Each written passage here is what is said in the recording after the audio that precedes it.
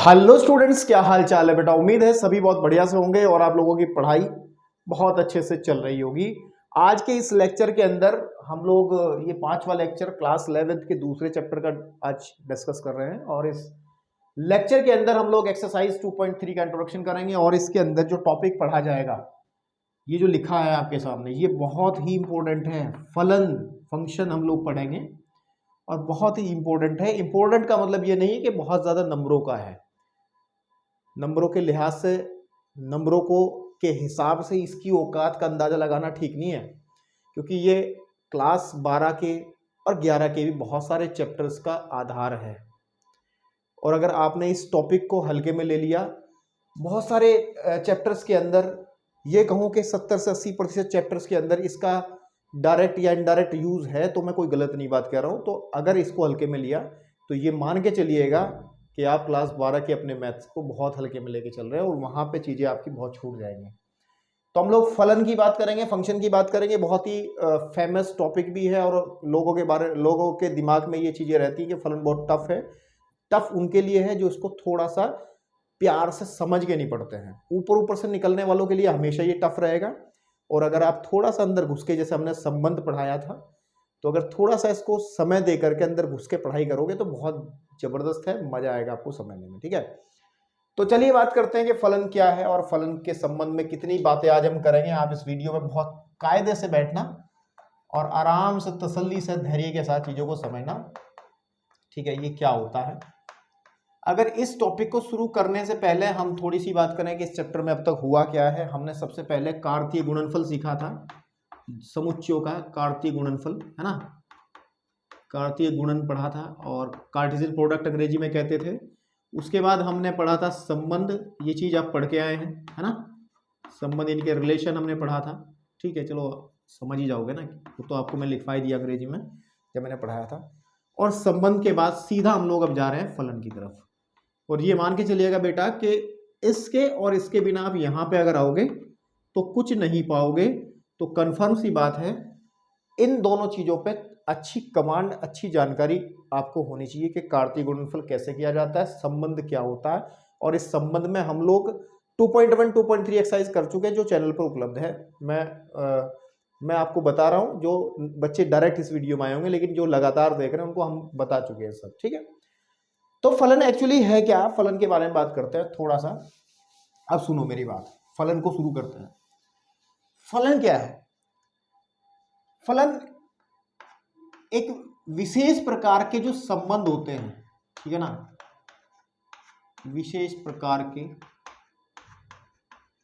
संबंध जो होते हैं, ठीक है,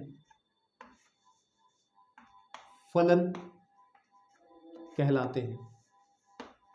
ठीक है, नहीं कहलाते हैं। अब आपको कहोगे सर इतनी सी डेफिनेशन, बिल्कुल नहीं।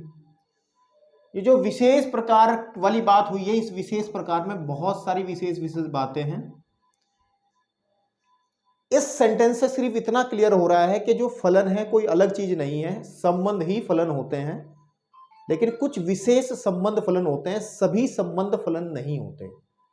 संबंध ही फलन होते हैं, लेकिन कुछ विशेष, यानी कि जिनके अंदर कुछ खास बातें होती हैं। और खास बातें क्या है उसी के बारे में हम लोग चर्चा करेंगे कि कौन से संबंध फलन की तरफ चले जाते हैं। ठीक है ना, कौन से संबंध फलन बन जाते हैं। ठीक, तो इस विशेष प्रकार की बात को समझाने के लिए मैं आपके सामने कुछ उदाहरण पेश करूंगा। और अगर मैं शुरुआत में ही डेफिनेशन लिख दूं जो फलन की होती है बेटा, तो आई थिंक आप कंफ्यूज होने के पूरे 100% चांस है। तो मैं आपको कंफ्यूज नहीं करना चाहता, तो आपको पहले मैं कुछ एग्जांपल्स देता हूं संबंध के और फिर उनमें से ही बताऊंगा कि फलन क्या होता है। फिर वहीं से डेफिनेशन को क्लियर करेंगे, जो बेसिक और जो मेन डेफिनेशन है फलन की। ठीक है, तो मान के चलो कि हमारे पास में कि दो सेट है, कि हमने मान लिया कि दो सेट मेरे पास में, माना ए एक समुच्चय है जिसमें 1 2 और 3 ये अवयव है, तथा हमने एक बी सेट ले लिया, बी एक सेट लिया मैंने 4 5 और 6। ठीक है, अब जब हम लोगों ने संबंध पढ़ा था, उससे पहले कार्तीय गुणनफल पढ़ा था, क्योंकि कार्तीय गुणनफल में से ही संबंध निकलते हैं। जिन बच्चों ने पढ़ा है उनको पता है। तो पहले मैं इनका कार्तीय गुणनफल ही कर लेता हूं ताकि चीजें अच्छे से शुरुआत से क्लियर होती जाए। तो कार्तीय गुणनफल होता था कि 1,4, 1,5, 1,6, ठीक है बेटा। फिर उसके बाद में 2,4 एंड 2,5 एंड 2,6, ठीक है।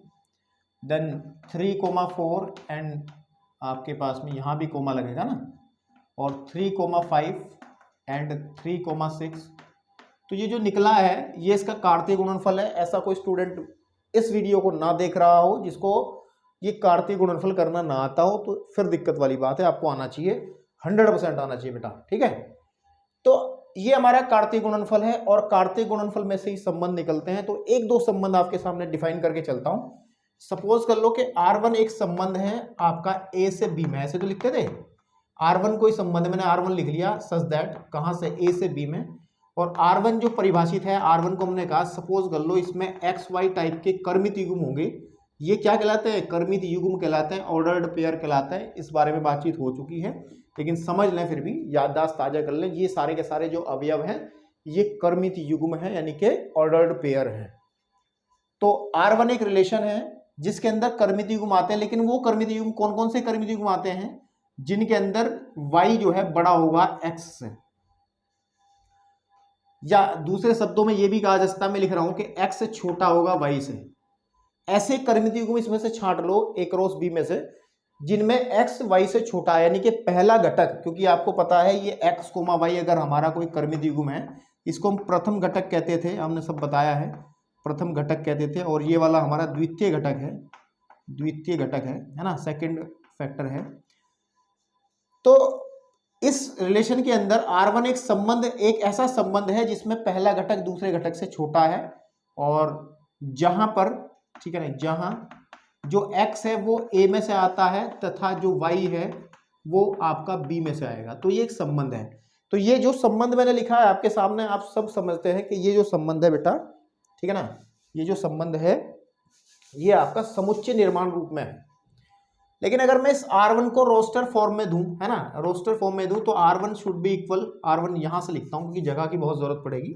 तो R1 जो होगा वो आ जाएगा आपके पास में, ये जो A क्रॉस B है इसमें से तो संबंध निकलता है, तो A क्रॉस B में से वो सभी कर्मित युग्म उठा लेंगे जिनमें पहला कर्मित युग्म का पहला भाग, यानी कि पहला घटक दूसरे से छोटा है। मुझे लगता है सभी में है।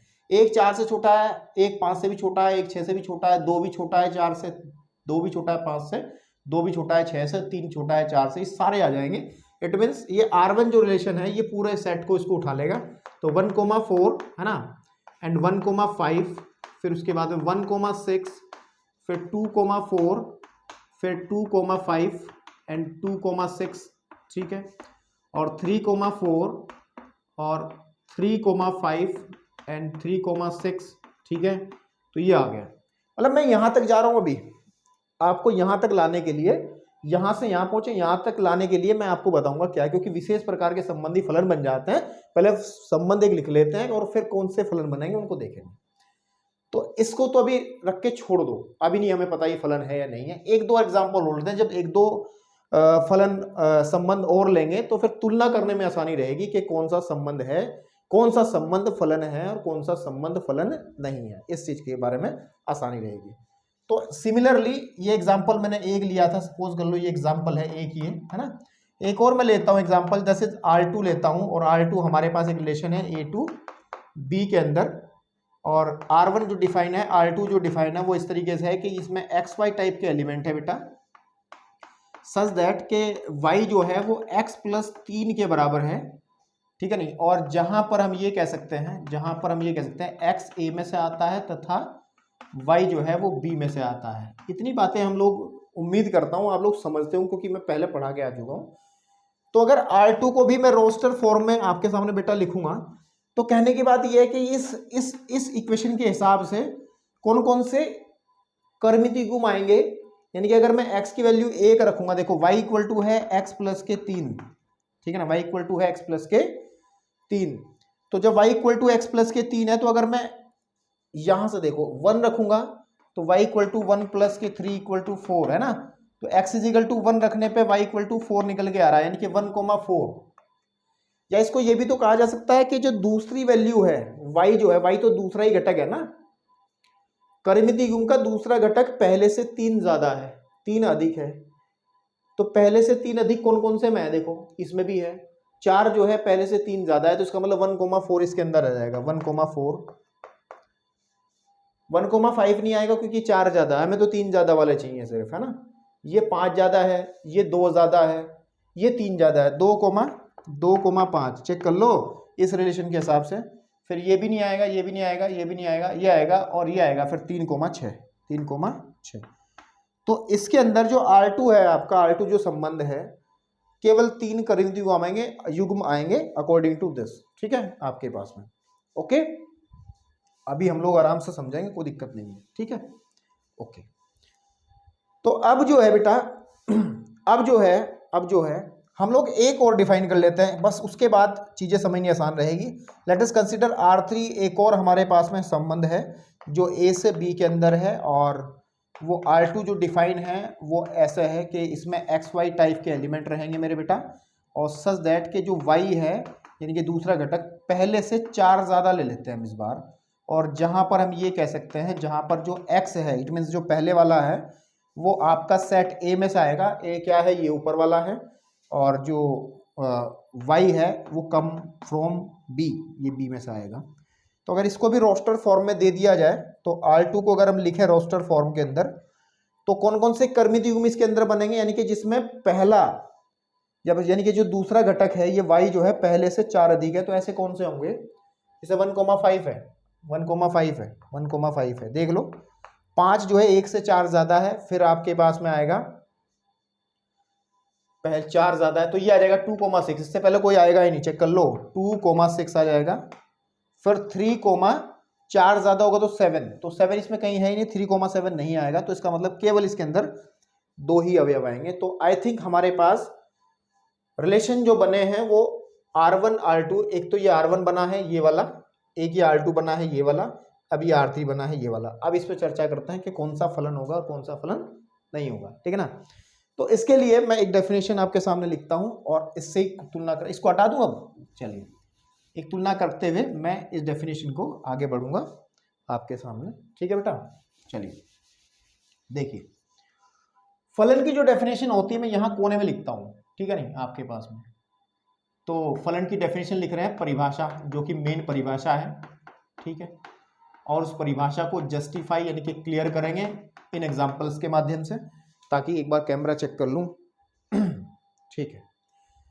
तो क्या होता है, ठीक है नहीं, समुच्चय मैं लिख दे रहा हूं एक बार, समुच्चय A से समुच्चय B में, समुच्चय B में वह संबंध फलन कहलाता है, फलन कहलाता, ठीक है नहीं आपके पास में, कहलाता है। अब कहानी शुरू होती है, ठीक है नहीं, वह संबंध फलन कहलाता है जिसमें A का प्रत्येक अवयव, ठीक है, A का प्रत्येक अवयव B में एक और केवल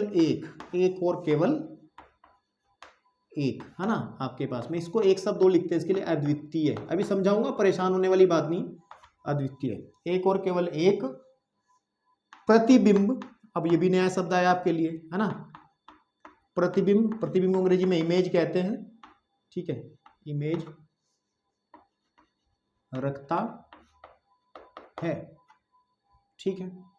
अभी जो डेफिनेशन लिखी है, आई थिंक इस डेफिनेशन को लेकर के आप लोग बहुत ही घबराहट में आ गए होंगे, लेकिन घबराने वाली बात नहीं है। इन एग्जांपल्स को पहले इसीलिए लिखा है ताकि आपको चीजें अच्छे से क्लियर हो जाए।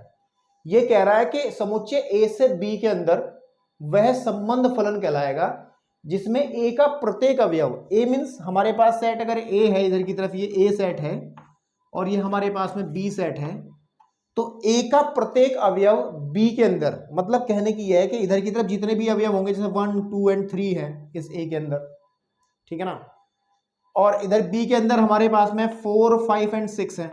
इस एग्जांपल से ही बात कर रहा हूं, ठीक है ना। तो डेफिनेशन ये कहती है कि ए का प्रत्येक अवयव, इसका मतलब इधर के जो तीनों अवयवीय हैं उधर की तरफ बी के अंदर एक और केवल एक का मतलब केवल एक से कनेक्शन रखेंगे, केवल एक से संबंध रखेंगे, एक से एक प्रतिबिंब रखते हैं। एक मिनट भैया, फोन है, थोड़ा सा फोन भी सारा फ्लो तोड़ देता है, लेकिन चलिए समझाते हैं दोबारा से। तो कह रहा है कि दोबारा बताते हैं कि जिसमें ए का प्रत्येक अवयव, यानी कि इधर से जितने भी अवयव आपके पास में हैं वो उधर की तरफ एक और केवल एक प्रतिबिंब का मतलब समझाते हैं आपको। प्रतिबिंब का मतलब क्या समझाते हैं, जैसे हम परिमित युग्म उठाते हैं, जैसे मान के चलो कि संबंध आर का मैंने 1,4 एक इस R1 का एक कर्मित युग्म उठा लिया मैंने, तो ध्यान देना है, इसका मतलब यह है कि 1,4 से कनेक्शन रखता है, 1,4 से कनेक्शन रखता है, इसका मतलब तो यही है ना, 1,4 से संबंध रखता है। तो अब ध्यान से सुनना, ये जो 4 है ना, ये जो 4 है, 4 जो है वो 1 का प्रतिबिंब कहलाता है। क्या कहलाता है? प्रतिबिंब। बात ध्यान रहेगी ना बेटा, ठीक है।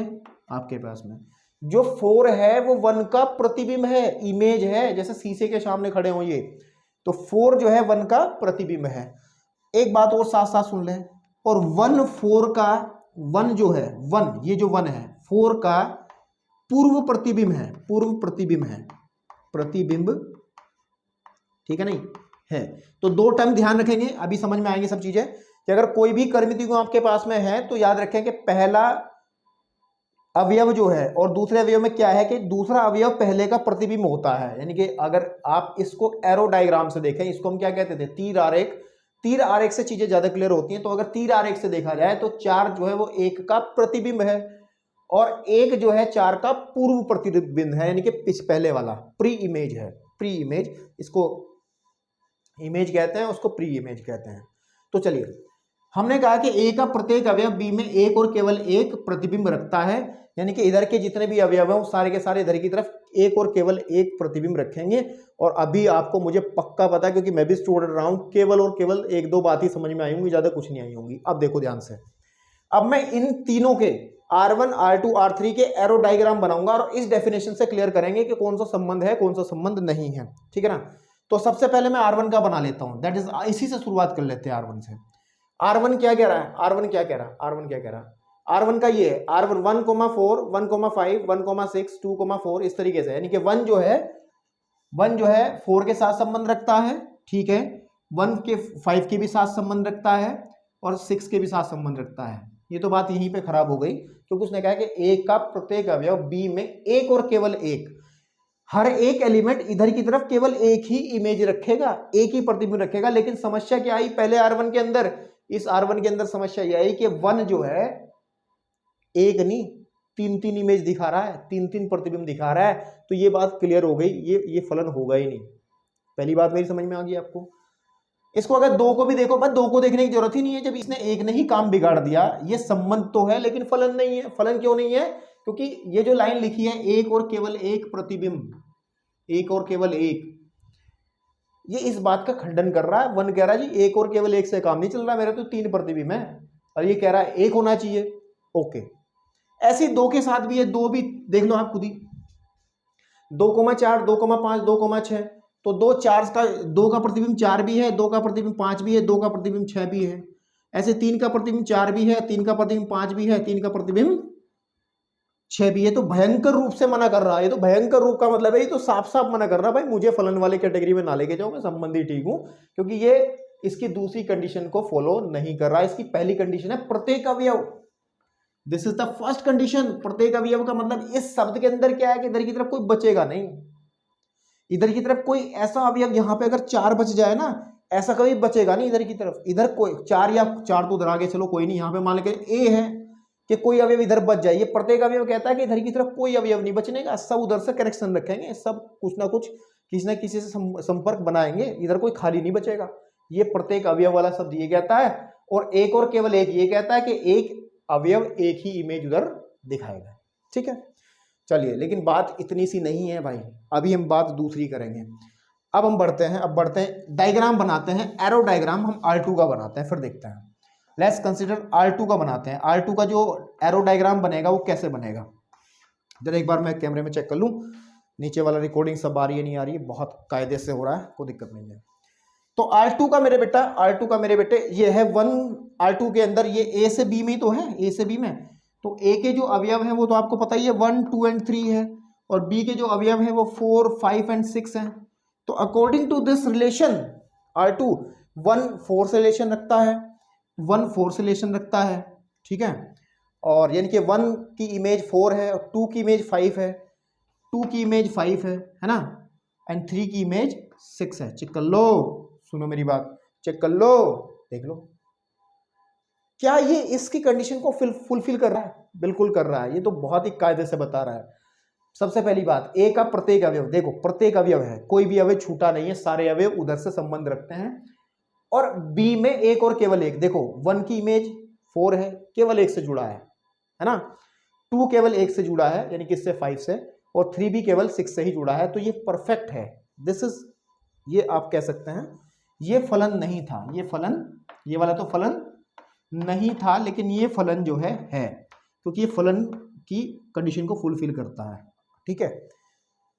अच्छा, ऐसा नहीं होगा कि हमेशा ऐसे ही जुड़ेगा, ऐसा भी जुड़ सकता था, ऐसे भी जुड़ सकता था कि जैसे यहाँ लिख दिया मैंने 2, 3, 4 है ना, इधर की तरफ आ गया 4, 5 एंड 6, 1 यहाँ पे देखो 1 कनेक्शन रखता है 4 से, 2 रखता है, ठीक है ना, 2 रखता है 5 से, 3 रखता है 6 से, तो ऐसा भी डायग्राम बन सकता है। ये नहीं है कि सीधा ही बनेगा, लेकिन कहने की बात, इसमें तो कोई अंतर नहीं है ना, तो ऐसा भी डायग्राम अगर बन जाए, तीर आरेख ऐसा बन जाए तब भी फलन होगा, है ना। तो ऐसा दिमाग में मत बैठा लेना कि ये सीधी सीधी लाइन्स आएंगी, ऐसे भी क्रॉस होकर के आती है, लेकिन आपको सिर्फ ये 2 कंडीशंस देखनी है। सुनो मेरी बात, अभी जितना समझ में आ रहा समझा लो, मैं एक ऐसे एग्जाम्पल आपको दूंगा जिस एग्जाम्पल से आप किसी भी संबंध को आसानी से एक चुटकियों भर में बहुत आसानी से आप देख पाओगे फलन है या नहीं है। लेकिन उससे पहले मैं इतना शॉर्टकट बताना शुरुआत में नहीं चाहता। क्यों नहीं चाहता? क्योंकि फिर आपको ये चीज़ें गहराई से पढ़ने का मौका नहीं मिलेगा, फिर आप ऊपर से निकलने का प्रयास करोगे, और फिर कहूँगा ऊपर से मज़ा नहीं आएगा फिर आपको कुछ काम सीखने में। चलिए, अब हम बात करते हैं R3 की। R1 R2 हो गया, R3 का एक एरो डायग्राम बना लेते हैं, और R3 का एरो डायग्राम मैं यहाँ साइड में बना लेता हूँ। R3 को चेक कर लेते हैं कि ये फलन है या नहीं है। तो इसके अंदर ये हमारा A है, ये हमारा B है, ठीक है ना, आपके पास में ये हमारा B है, तो ये 1, 2 एंड 3 है, ये आपका 4, 5 एंड 6 है। अकॉर्डिंग टू R3 कहता है कि 1 का जो इमेज है वो 5 है, 1 जो कनेक्शन रखता है 5 से रखता है, और देन जो 2 है वो इमेज रखता है 6, तो 2 का इमेज 6 है। अब देखो R3 भी कतई भी फलन नहीं होगा। फलन क्यों नहीं होगा? क्योंकि ये पहली कंडीशन, प्रत्येक अवयव, इसमें केवल 2 अवयव ऐसे हैं जो उधर से संबंध रखते हैं, 3 है। बड़ा शांत आदमी कह रहा है कि मैं किसी से कोई संबंध नहीं रखता हूं, इसका मतलब ये संबंध जो है R3 फलन नहीं बनेगा, क्योंकि प्रत्येक अवयव वाली कंडीशन ही इसमें फेल हो गई है। बात मेरी समझ में आ रही है? ठीक है ना। तो ये रहा आपका पहचानने का तरीका। लेकिन अभी आपको बहुत कम बातें पता चली हैं, लेकिन धीरे धीरे सब बातें पता चलेंगी। तो अब थोड़ा सा नोटेशन ध्यान रखें कि लिखते कैसे। अच्छा, इस संबंध को हम कैसे लिख रहे थे? इसको लिख रहे थे हम कि R1 एक संबंध है, R1 एक संबंध है कहां से कहां तक? A से B तक, है ना। इस वाले को हम लिख रहे थे, इस वाले को, है ना। ये तो फलन बन ही नहीं रहा है। ये जो R2 था, बेसिकली R2 को हम लिख रहे थे कि ये A to B एक संबंध है। अब चूंकि ये फलन बन गया तो उसे लिखने का तरीका बनेगा, देखो ध्यान से देखना है, क्योंकि ये फलन है तो उसको लिखते हैं R2 को हम लोग F लिख लेते हैं। F मतलब फलन। ये एक फलन बनेगा A से लेके B के अंदर। तो हम किसी भी फलन का संकेतन ये देते हैं आपके पास में, F एक फलन है A से B के अंदर, ठीक है। और मैंने इमेज और पूर्व इमेज यानी कि प्रतिबिंब और पूर्व प्रतिबिंब आपको बता ही चुका हूं मैं। अभी मैं और बातें आपके सामने डिस्कस करूंगा।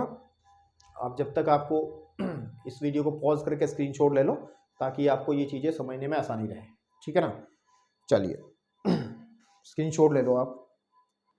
चलिए एक व्यवहारिक एग्जाम्पल आपके सामने लेते हैं, ताकि आपकी ये जो खिचड़ी बनी है इसको थोड़ा सा एक ऐसे एग्जाम्पल से क्लियर करते हैं, ताकि आप कंफर्टेबल हो जाओ अब इसको समझने के लिए। तो मैं इसको रफ कर रहा हूँ और एक एग्जांपल आपके सामने लेता हूँ, ठीक है। किसको रफ करूँ, किसकी, अच्छा, डेफिनेशन को ही रफ कर दूँ या नहीं, इधर वाले को रफ करते हैं, ये वाला हिस्सा, इसी में समझाएंगे आपके पास में, क्योंकि इन सब का इस्तेमाल होना है आपके पास, ठीक है, आपके पास। चलो अब देखो, अगर आपको ये देखना है कि कोई भी संबंध है ना, अगर आपको चेक करना है कि संबंध जो है वो फलन है या नहीं है, तो उसके लिए आपको क्या करना है, पहले इसका तीर आरेख बनाएंगे। क्या बनाएंगे? तीर आरेख को अंग्रेजी में एरो डायग्राम कहते हैं। उसके बाद जो मैं कह रहा हूं वो वेरीफाई करेंगे। दैनिक जीवन में प्रयोग होने वाले बहुत बढ़िया एग्जाम्पल आपको बताता हूं। देखिए, अगर आपको देखना है कोई संबंध फलन है या नहीं है, तो उसके लिए क्या करेंगे, जो पहला सेट होगा, इधर वाला जो सेट होगा, एरो डायग्राम जब आप बनाएंगे, इसको आप कह देंगे कि दुनिया में जितने बच्चे हैं ये बच्चों का सेट कह दोगे आप। इधर के जो अवयव होंगे बच्चे कह देंगे, बच्चों का सेट, इधर की तरफ बच्चों का सेट हो जाएगा, ठीक है। देन इधर की तरफ जो बी होगा आपका, अभी हम लोग पढ़ेंगे इसके अंदर प्रांत, सहप्रांत, डोमेन, परिसर सब पढ़ेंगे, लेकिन पहले थोड़ा सा यही क्लियर हो जाए, है ना। तो बच्चों का जो सेट इधर की तरफ ले लेंगे, यानी कि जो ए है, इधर वाला सेट ए, अब जो भी कुछ होगा तो इधर की सेट वाले को कह देंगे हम माता पिता का सेट कह देंगे। क्या देंगे? माता पिता का सेट, है ना। तो ये एक परफेक्ट एग्जांपल है किसी भी संबंध को चेक करने का कि वो फलन है या नहीं है। क्योंकि देखो, प्रत्येक अवयव का मतलब प्रत्येक बच्चे, कोई भी बच्चा होगा वो इधर की तरफ संबंध रखेगा ही रखेगा, कंफर्म रखेगा। क्यों रखेगा? पर बच्चा, ऐसा कोई बच्चा दुनिया में है ही नहीं जो बिना माँ बाप के आ गया हो, कोई गॉड गिफ्टेड ऐसे ही फेंक दिया हो, ऐसा कुछ होगा ही नहीं। तो सभी बच्चे, ये बात कंफर्म है कि उनके माता पिता होंगे। ये अलग बात है कि दुर्भाग्यवश किसी के माता पिता अभी जीवित नहीं है, लेकिन होंगे, जहां से वे, मतलब जो उसके ओरिजिनल माता पिता वो होंगे जरूर। तो दुनिया में जितने भी बच्चे हैं वो सभी से संबंध रखेंगे। इसका मतलब पहले वाली कंडीशन कि सेट ए का प्रत्येक अवयव बी से संबंध रखेगा, प्रत्येक अवयव वाली कॉन्सेप्ट इस एग्जांपल से फुलफिल हो जाता है। दूसरी बात, अगर इधर की तरफ कोई बच्चा है, मैं इधर कोई बच्चा है, सपोज कर लो ये ए है, कोई बच्चा है, इधर की तरफ सी डी कोई भी माता पिता है, ये बच्चा कंफर्म सी बात है इधर की तरफ किसी एक से ही संबंध रखेगा। या तो इस बच्चे ए के माता पिता सी होंगे, या इसके माता पिता डी होंगे। सब पेयर ले रहा हूं पूरा, ये सी डी पूरा माता पिता है, ये भी माता पिता है। ऐसा नहीं होगा कि इस ए बच्चे के माता पिता सी बी है, डी बी है, यानी कि ये ए दो प्रतिबिंब नहीं दिखाएगा। ये तो लड़ाई वाली बात हो गई कि दो माता पिता दावा कर रहे हैं कि हमारे ये बच्चा मेरा भी है, ये बच्चा मेरा भी, ऐसा पॉसिबल नहीं है। तो ये वाली जो कंडीशन है, केवल और केवल एक, अद्वितीय का मतलब है यूनिक, केवल एक प्रतिबिंब होगा। तो यानी कि ध्यान रखना है आपके पास में कि एक बच्चा एक ही माँ बाप से संबंध रखेगा इधर की तरफ। लेकिन एक ऐसी कंडीशन है, जो कंडीशन अभी मैंने चर्चा आपके सामने नहीं की है, और वो कंडीशन ऐसी है कि अगर ऐसा हो जाए इधर की तरफ ए और बी, इधर सी और डी, ये बच्चों का सेट है, ये माँ बाप का सेट है। अगर ऐसा हो जाए कि इधर की तरफ ए भी कनेक्शन रख रहा है सी से और बी भी कनेक्शन रख रहा है सी से, ए का प्रतिबिंब भी सी है, बी का प्रतिबिंब भी सी है, ए के मम्मी पापा भी सी हैं, बी के मम्मी पापा भी सी हैं, इज इट पॉसिबल? क्या ये पॉसिबल है? क्या बिल्कुल पॉसिबल है। ये केस किसी भी उदाहरण के अंदर डिस्कस नहीं हो पाया, इसीलिए मैंने एग्जांपल लिया है। दो अलग अलग अवयवों की इमेज एक ही बन सकती है, उसने केवल कहा है एक और केवल एक से कनेक्शन रख सकता है।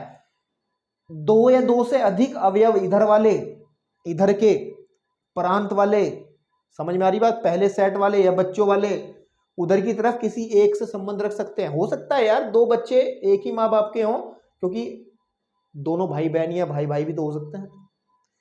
आप कहोगे सर इधर बच गया, इधर बच सकता है, इधर ये अवयव, ये माता पिता जो डी हैं ये बच सकते हैं। दुनिया में तमाम ऐसे माता पिता जिनका कोई बच्चा नहीं है, कोई औलाद नहीं है।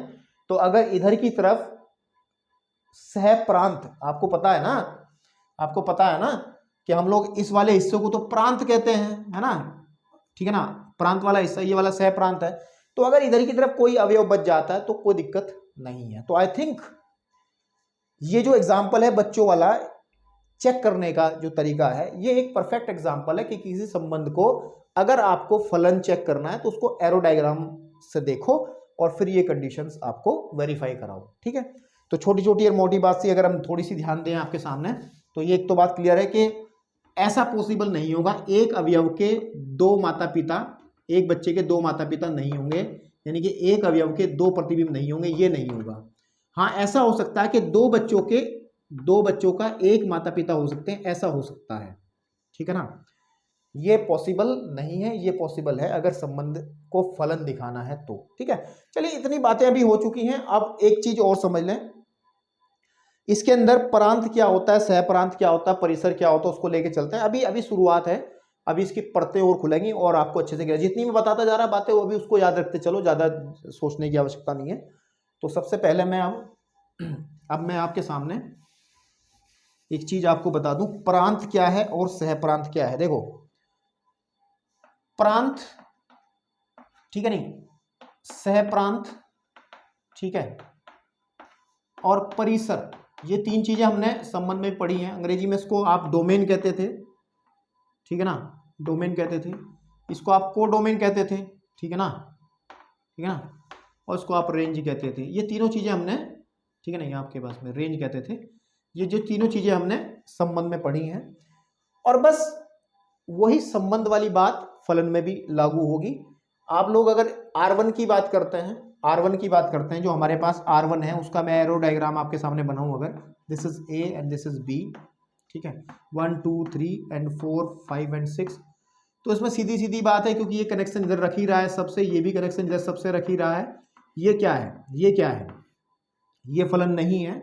लेकिन इसका जो प्रांत आप लिखते हो, इस संबंध का जो प्रांत लिखते हो, वो लिखते हो इसके जो सेट ए है, मीन्स हमारे पास 1 2 एंड 3 लिखते हो, है ना, और यानी कि जितने भी अवयव उधर से कनेक्शन रखते हैं वो सारे प्रांत में आ जाते हैं। और सह प्रांत जो लिखते हो, ठीक है, सह प्रांत जो लिखते हो वो आपके पास में आ जाएगा 4 5 एंड 6 आ जाएगा, है ना। और रेंज जो होती है, यानी कि परिसर जो होता है, ये सब चीज़ें बता चुका मैं, परिसर जो होता है वो आपके पास में आ जाएगा, ठीक है नहीं, परिसर जो होता है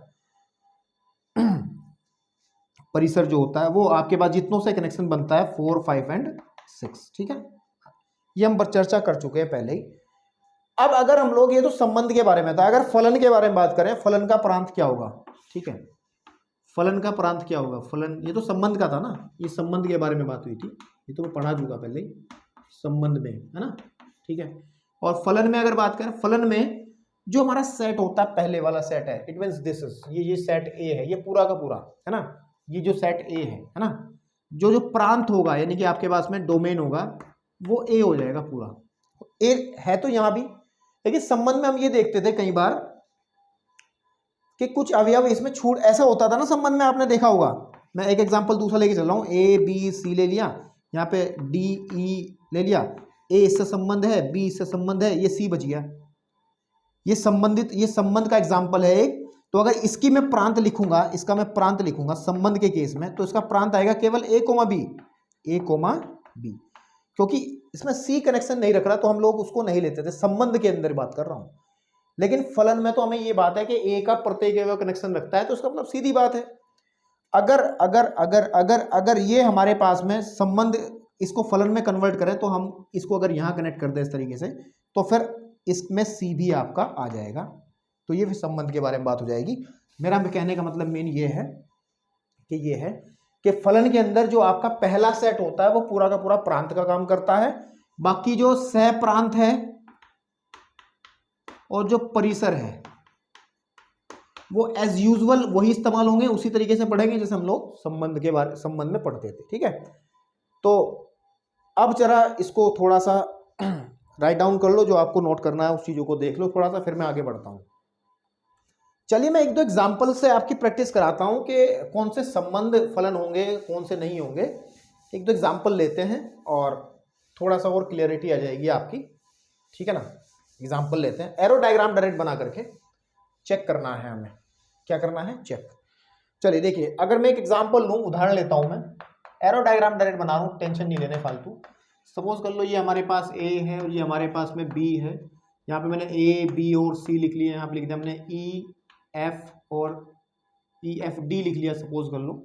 और इसके अंदर हमने कहा कि ये इससे कनेक्शन रखता है, ए का प्रतिबिंब ई है, ए का प्रतिबिंब एफ बी है, बी का प्रतिबिंब डी है। क्या ये फलन है? फलन के बारे में सही गलत देना है, क्या ये फलन है या नहीं है, चेक करना है। मैंने क्या कहा था, कोई भी संबंध फलन तब होगा अगर हमारे पास में इधर का प्रत्येक अवयव इधर की तरफ एक और केवल एक प्रतिबिंब रखेगा।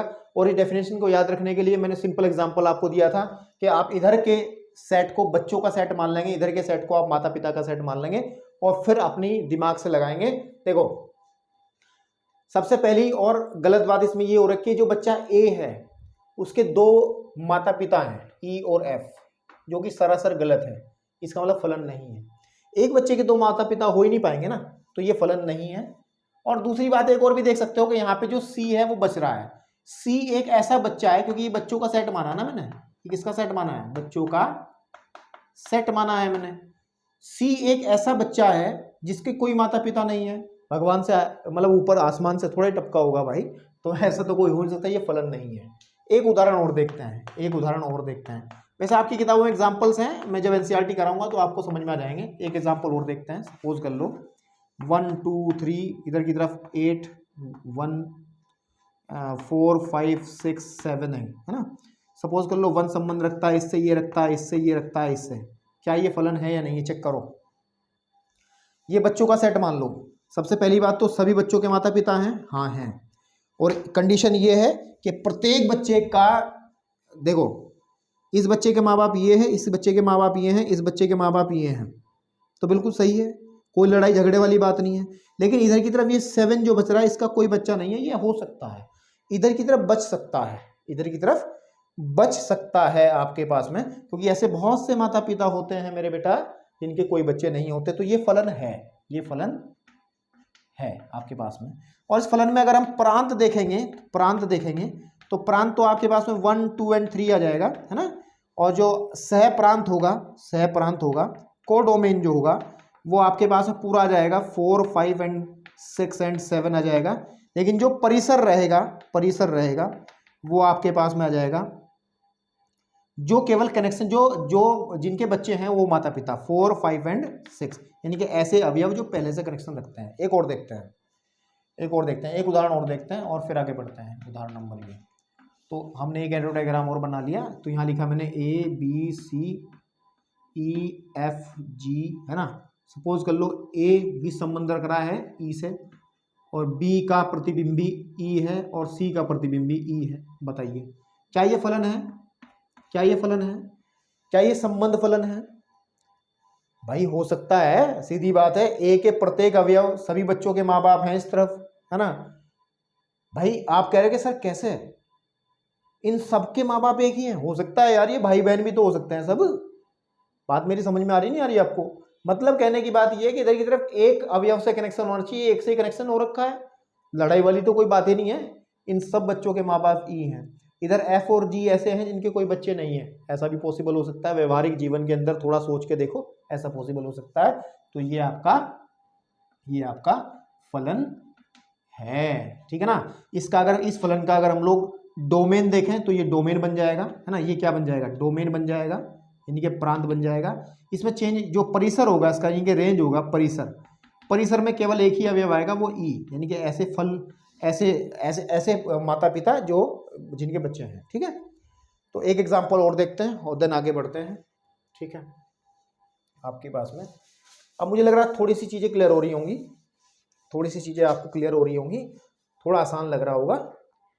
जब क्वेश्चंस करेंगे तो और आसान लगेगा, टेंशन लेने वाली कोई बात नहीं। सपोज कर लो this is A B C D, यहाँ पे ले लिया मैंने 1 2 3 4 5, ये इससे कनेक्शन रख रहा है, ये भी इससे कनेक्शन रख रहा है, ये इससे कनेक्शन रख रहा है, और भैया ये इससे कनेक्शन रख रहा है, और ये इससे कनेक्शन रख रहा है। चेक करो क्या ये फलन है? ये जो प्रतिचित्रण भी इसको बोलते हैं, ये जो एरो डायग्राम तीर आरेख, क्या एक फलन दिखाएगा? सबसे पहली बात, ए का प्रत्येक अवयव इधर की तरफ इमेज रखता है, प्रति, बिल्कुल, ये तो पहली कंडीशन तो वेरीफाई हो गई। ये वाली जो प्रत्येक अवयव वाली है उसे छोड़ो यार, तुम बच्चों वाली देखो। क्या इधर के जो बच्चे हैं ये बच्चों का सेट है ना, बच्चों का सेट है ना, ये बच्चों का सेट। क्या इधर के सभी बच्चों के माता पिता हैं? बिल्कुल, सबसे तीर बना है सबके से। लेकिन झगड़े वाली बात है, इसमें झगड़ा नहीं है, इन दो बच्चों का एक ही माँ बाप है, कोई दिक्कत नहीं है। झगड़ा यहाँ हो रहा है कि जो सी है, जो सी बच्चा है, इस केस में गड़बड़ है। 3 भी कहता है ये मेरा बच्चा है, 4 भी कहता है मेरा बच्चा है, तो एक अवयव की 2 इमेज हो ही नहीं सकती, क्योंकि हमारे पास में एक और केवल एक इमेज होती है। लेकिन यहाँ पे क्या है, 2 इमेज बन रही हैं, तो दिस इज नॉट अ फलन, ये फलन नहीं है, this is not a function, फलन नहीं है। तो बस इतना, बहुत एग्जांपल्स हो गए। अब थोड़ा सा हम आगे की तरफ बढ़ते हैं, और आगे की तरफ इस हिसाब से बढ़ते हैं ताकि चीजें थोड़ी सी ऐसी भी समझ लें, ताकि आप क्वेश्चंस में जिनको यूज करें। ठीक है, तो आपकी बुक के अंदर तो एग्जाम्पल दिए हैं, एग्जाम्पल नंबर देखो, किताबें आप अगर आप देखोगे, आपकी बुक के अंदर एग्जाम्पल दिए हैं, तो एग्जाम्पल को जरा मैं वीडियो को पॉज करके नोट कर देता हूं, देन समझाता हूं आपको। चलिए, एक एग्जाम्पल है बेटा, ये एग्जाम्पल वैसे तो संबंध ही एक्सरसाइज का एग्जाम्पल, लेकिन एक लाइन बाद में लिखी है कि इसको फलन भी चेक करना है। तो कह रहा है कि मान लीजिए कि n एक प्राकृतिक संख्याओं का समुच्चय है, n क्या है, प्राकृतिक संख्याओं का समुच्चय है, और n पर संबंध r इस प्रकार परिभाषित है कि r में xy टाइप की कर्मित युग्म है कि y जो है वो 2x के बराबर है, यानी कि जो दूसरा घटक है पहले से डबल है, और xy दोनों ही प्राकृतिक संख्याएं हैं, इसका मतलब ये है। तो इसका मैं इस r का मतलब संबंध का हमें प्रांत, सह प्रांत, परिसर ज्ञात करना है। ये पूरा का पूरा क्वेश्चन संबंध वाली एक्सरसाइज से ही है, लेकिन एक लाइन जो लिखी है बाद में, क्या यह एक फलन है, इसलिए इस क्वेश्चन को मैंने उठाया है। तो सबसे पहले हम एक काम करते हैं, इस संबंध का एरो डायग्राम बना लेते हैं, और फिर इस डेफिनेशन से वेरीफाई करते हैं। और इस डेफिनेशन से वेरीफाई करने के लिए वही माता पिता वाला, बच्चों, ठीक है नहीं, बच्चों तथा माता पिता वाले एग्जाम्पल से हम क्लियर करेंगे कि ये फलन है या नहीं है। माता पिता के उदाहरण से हम लोग क्लियर करेंगे, उदाहरण से, क्योंकि ये जो माता पिता बच्चों वाला उदाहरण है बेटा, ये इस डेफिनेशन को फुलफिल करता है अच्छे से। तो सबसे पहले मैं आर को डिफाइन कर लेता हूं। और अच्छा, एक बात सुनो, इसमें एक नई बात आई है, इसने कहा एन पर, क्योंकि अब तक हमने जो रिलेशन देखे हैं, जो संबंध देखे हैं, वो किसी एक सेट से दूसरे सेट के अंदर हमने देखे हैं, लेकिन उसने कहा कि एन पर है रिलेशन, आर जो है वो एन पर है, दूसरा सेट नहीं दिया। एन पर का मतलब है कि एन से होगा और एन में ही होगा, यानी कि इसका जो डोमेन आएगा, प्रांत आएगा, वो भी एन में से ही होगा, और जो उसका कोडोमेन होगा वो भी एन में से ही होगा, यानी कि सह प्रांत भी और रेंज भी कोडोमेन में से ही होगी। तो बेसिकली सबसे पहले हम लोग आर को लिख लेते हैं। आर क्या बनेगा, रोस्टर फॉर्म में। तो अगर इसको बनाने के लिए सबसे बढ़िया तरीका है कि एरो डायग्राम बना ही लो एक, ठीक है। और एरो डायग्राम जब बनाएंगे तो थोड़ा सा इधर की तरफ भी एन लिखा जाएगा, नेचुरल नंबर है, इधर भी एन है। नेचुरल नंबर आपको पता 1 2 3 4 5 6 7 ऐसे ही है, क्योंकि अपरिमित समुच्चय है तो इसमें सारे अवयव तो लिख नहीं पाएंगे, थोड़े से हम दिखा देंगे लिख करके। यहाँ पे भी हम लिख लेंगे 1 2 3 4 5 6 7 8 9 10 11 12 13, थोड़ा बढ़ा लो इसको थोड़ा, क्योंकि इसमें ज़्यादा है, 14, ऐसे ही डॉट डॉट डॉट डॉट, क्योंकि इसको भी हम परिमित नहीं है, ये भी अपरिमित है, क्योंकि एन ही तो है। अकॉर्डिंग टू दिस रिलेशन कि जो दूसरा अवयव है पहले से डबल है, तो एक जो संबंध रखेगा दो से रखेगा, चेक कर लो भाई। पहले का डबल, एक का डबल दो, दो का डबल क्या होगा, 4 होगा, 3 का डबल 6 हो जाएगा, 4 का डबल 8 हो जाएगा, 5 का डबल 10 हो जाएगा, और 6 का डबल 12 हो जाएगा, और 7 का डबल 14 हो जाएगा। ऐसे ही 8 आएगा तो उसका 16 हो जाएगा, क्योंकि हमने 8 बिंदियाँ बनाई हैं। ये बात खत्म नहीं हुई है, चलती रहेगी जिंदगी भर। तो इसके अंदर जो कर्मित युग्म बनेंगे वो बनेंगे 1,2, 2,4, फिर बनेगा बेटा 3,6 और 4,8 है ना, ऐसे ही 5,10 है ना, फिर बन जाएगा 6,12, ऐसे ही 7,14 बन जाएगा। और ये जिंदगी भर ऐसे चलता रहेगा, क्योंकि अपरिमित समुच्चय है। ठीक है मेरे भाई। तो अब इसकी हमें बतानी है प्रांत क्या होगी। तो देखिए ध्यान से, प्रांत जो है मैं लिख रहा हूं उसकी प्रांत, क्या लिख रहा हूं मैं, इसकी लिख रहा हूं मैं प्रांत। तो प्रांत जो है बेटा, प्रांत में यहां लिख दे रहा हूं प्रांत। प्रांत तो आप देख ही लोगे वैसे, क्योंकि हमने ये पहली एक्सरसाइज में करा दिया है, डोमेन क्या होता है। तो डोमेन तो उसका एन ही बनेगा ना, संबंध की प्रांत क्या होती है? उन सभी अवयवों का समुच्चय होता है, कोडोमेन उन सभी अवयवों का समुच्चय होता है जो उधर वाले सेट से संबंधित है। इधर के जितने भी अवयव आएंगे, इसके बाद 8 आएगा, 9 आएगा, 10 आएगा, सबका संबंध इधर की तरफ होगा ही होगा। इधर की तरफ अगर मान के चलो 100 भी आएगा तो 100 भी इधर की तरफ 200 से कनेक्शन रखेगा। इधर कोई भी अवयव ऐसा नहीं होगा जो उधर से संबंधित ना हो। तो सीधी बात है, जो प्रांत बनेगा वो तो n बन जाएगा। फिर बेटा इसका जो सह प्रांत है, सह प्रांत है, सह प्रांत के सॉरी ये डोमेन है, केवल कोडोमेन नहीं, ये डोमेन है। कोडोमेन ये बनेगा, कोडोमेन आपके पास में, ठीक है। जो सह प्रांत है वो भी n ही हो जाएगा, क्योंकि इधर की तरफ के अवयव जितने सारे अवयवों का समुच्चय होता है वो आपका कोडोमेन हो जाता है। अब अगर बात करें परिसर यानी कि रेंज की, रेंज थोड़ी अलग होगी और रेंज जो होगा वो हो जाएगा 2 4 6, चेक कर लो, 2 4 6, या इधर देख लो 2 दूसरे सेकेंड अवयव 2 4 6, क्योंकि वाई इधर ही आता ना 8, ऐसे ही चलता रहेगा जिंदगी भर के लिए, है ना। इसको आप कह सकते हैं सम संख्याओं का समुच्चय है, सम संख्याओं का समुच्चय, संख्याओं का समुच्चय है। तो ये इसका, ये तो हमने पहला पार्ट कर लिया। लेकिन अब आगे बढ़ते हैं। इसने कहा है क्या ये फलन है? फलन के लिए चेक करो, ये वाला एग्जांपल वेरीफाई कराओ उससे। प्रत्येक अवयव की इधर की तरफ एक और केवल एक इमेज होनी चाहिए। सबसे पहले देखो, क्या इधर की तरफ कोई बचेगा? क्या कोई ऐसा अवयव बचेगा जो उधर की तरफ संबंध नहीं रखेगा? कोई नहीं बचेगा, सबके सब इधर की तरफ संबंध रखेंगे। इसका मतलब सभी बच्चों के माता पिता उधर की तरफ मिल जाएंगे। दूसरी बात, प्रत्येक बच्चे के माता पिता एक ही होगा। क्या एक किसी और से संबंध रख सकता है? क्या एक का हम जब 2 गुना करते हैं केवल 2 ही आता है। एक का 2 गुना करने से कोई और राशि आती है क्या? कभी नहीं आती है। इसका मतलब प्रत्येक अवयव 2 का 2 गुना करेंगे तो 4 ही होगा। 2 का 2 गुना अगर हम करते हैं तो 4 के अलावा कोई और संख्या आ ही नहीं सकती। 3 का 2 गुना 6 ही आता है, 6 के अलावा कोई और संख्या आ ही नहीं सकती। तो इसका मतलब इधर के सभी बच्चों के उधर की तरफ माता पिता है और झगड़े वाली कोई बात नहीं है। और हाँ, एक जरूर है, इधर की तरफ 3 5 7 9 ये जो विषम संख्याएं हैं ये इधर बच जाएंगी। ये आपकी उस रेंज में, मतलब इधर से संबंधित नहीं होंगी। लेकिन हमने कहा था इधर की तरफ को डोमेन यानी कि सह प्रांत के अंदर कुछ अवयव बच सकते हैं। और कुछ अवयव क्यों बच सकते हैं? क्योंकि ऐसे माँ बाप हो सकते हैं जिनके कोई बच्चे नहीं है। तो बिल्कुल ये संबंध का एक उदाहरण है, ये एक फलन का उदाहरण है। तो ये फलन है, ये बिल्कुल सही है, मैंने इसको टिक कर दिया। इतना आप लिख लेना कि जो आर है एक्स वाई आपके पास में, ये लिख सकते हैं आर एक फलन है। और उसको लिखते कैसे हैं? फिर आर तो संबंध को रिप्रेजेंट करते, फलन को हम एफ से लिखते हैं। एफ एक फलन है, कहां से कहां तक? क्योंकि आर एक संबंध था, कहां से कहां तक हमने डिफाइन किया था, लिखा नहीं है। तो उसने कहा है कि एन पर है ना, तो आर जो था वो था आपके पास में एन से लेके एन तक, देख लो ना, ये एन से लेके एन तक ही तो आर था, चेक कर लो, एन से लेके एन तक। तो जब फलन बनेगा तो वो भी एन से लेके एन तक ही बनेगा, तो ये आपके पास में क्लियर हो गया। इस फलन का जो प्रांत होगा वो n होगा और सह प्रांत n होगा, और कोडोमेन इसका जो रेंज होगा वो 2 4 6 यानी कि सम संख्याओं का समुच्चय हो जाएगा। चलिए एक एग्जांपल और है, फिर उसके बाद आगे बढ़ते हैं, क्योंकि काम इसमें बहुत बाकी है बीबी भाई। चलिए जी, इसका एक एग्जांपल और देखते हैं। और एग्जांपल नंबर 11 कह रहा है कि दिए गए संबंधों, ये कुछ संबंध दिए हैं हमारे पास में, ये आर एक संबंध दिया है, आर दूसरा, ये तीसरा का निरीक्षण करो और प्रत्येक दशा में कारण सहित बताइए कि फलन है या अथवा नहीं है। तो कोई बात नहीं, अभी देखते हैं।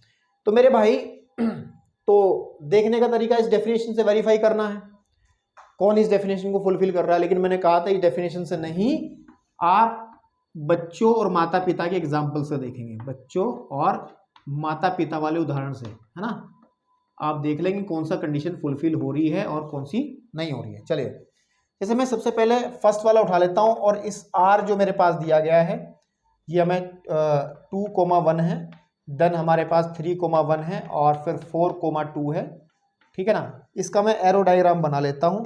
और आपको पता है प्रथम घटक तो इस तरफ आ जाएगा 2 3 एंड 4। प्रथम घटक मतलब ये 2 ये 3 ये 4 तो इस तरफ आ जाएगा, और ये इधर की तरफ 1 1 एंड 2, ठीक है ना, 1 1 एंड 2। मैंने सही लिखा है क्वेश्चन? 2 1 3 1 4 2, 2 1 3 1 4 2। तो अकॉर्डिंग टू दिस रिलेशन 2 संबंध रखता है 1 से, 3 संबंध रखता है 1 से। अच्छा, एक एक 2 बार थोड़ा लिखा जाएगा, एक बार ही आएगा ना, किसी भी सेट में 2 बार रिपीट थोड़ा ही करता है।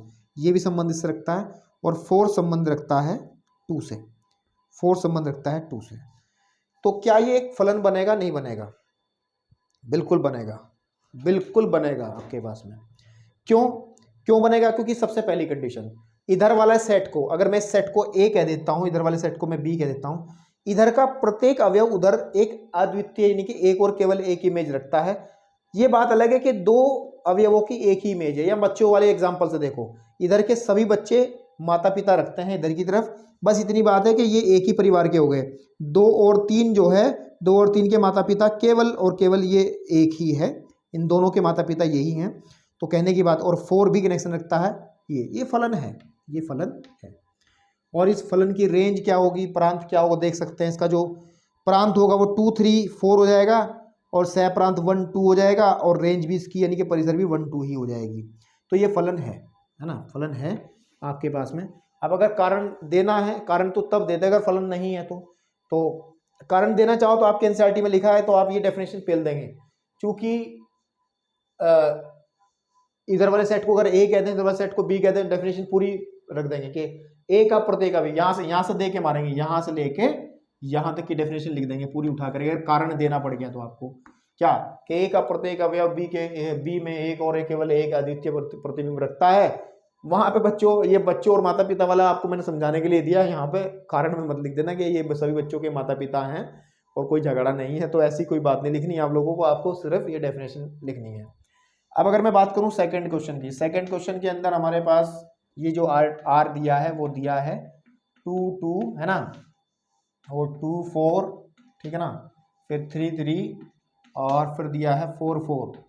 तो इसको आप पहले इसका एरो डायग्राम बनाएं, तीर आरेख बनाएं। तो इधर की तरफ में आपके पास में 2, 2 एक ही बार आएगा, 3 और 4 है ना, इधर की तरफ 2, 4 2, 4 2, 4 3 आ जाएगा, बस 4 तो आ ही गया है, ठीक है ना। तो 2 रिलेशन रखता है 2 से, एंड 2 रिलेशन रखता है 4 से, गड़बड़ हो गया। एक अवयव 2 इमेज रख रहा है, एक अवयव इस सेट ए का बी में 2 प्रतिबिंब रखता है तो फलन बनेगा ही नहीं। और 3 संबंध रखता है 3 से, और 4 संबंध रखता है 4 से, बाकी सब ठीक है। तो यहाँ पे हम दिखा सकते हैं कि ये इस एक बच्चे के 2 माता पिता, इधर वाले माता पिताओं में लड़ाई है कि ये बच्चा मेरा है, 2 कहता है ये बच्चा मेरा है, 4 कहता है ये बच्चा मेरा है, तो ऐसा तो हमें काम करना ही नहीं है, तो ये फलन नहीं है। और फलन नहीं है में जो कारण लिखा जाएगा फलन नहीं है, ठीक है। और फलन नहीं है में जो कारण लिखेंगे वो कारण हम लिखेंगे चूंकि, ठीक है ना, चूंकि 2 अवयव जो हमारे पास में अवयव जो है, अवयव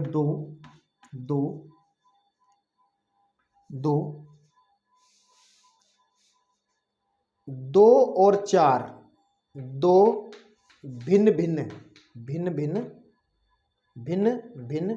प्रतिबिंब रखता है, प्रतिबिंब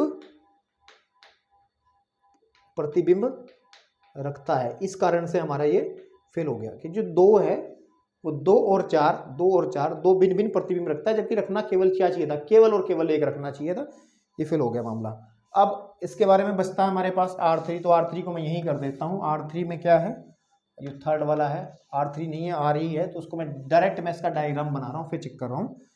2, 3, 4 2, 3 और 4, यहाँ पे 1, 1, 2 1, 1, 2, अरे नहीं यार, ऊपर वाला ही तो है, ये मैं नीचे वाला कर दिया, ऊपर वाला ये वाला 1, 2, 3, 4, 5, 6 1, 2, 3, 4, 5 और 6, ये तो आपका इधर की तरफ प्रांत वाला हिस्सा है। फिर 2, 3, 4, 5, 6, 7 2, 3, 4, 5, 6, 7 according to this relation 1 connection 2 से रखता है, ठीक है, 2 3 से रखता है, ठीक है, 3 4 से रखता है, ठीक है, 4 5 से रखता है, बिल्कुल ठीक है, और 5 6 से रखता है, बिल्कुल ठीक है, और 6 7 से रखता है, बिल्कुल ठीक है, कोई दिक्कत नहीं है, फलन है।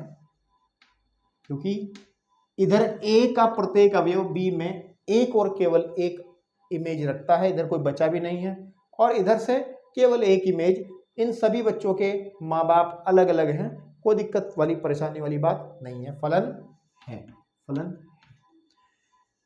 अभी फलन को लेकर के बहुत सारी बातें और बाकी हैं। आप सोच रहे हो कि कितनी बाकी हैं भाई, हैं बाकी यार, लेकिन आराम से करेंगे। जब एक्सरसाइज के अंदर क्वेश्चंस करेंगे तो तुम्हें कुछ अलग ही दुनिया दिखाई देगी।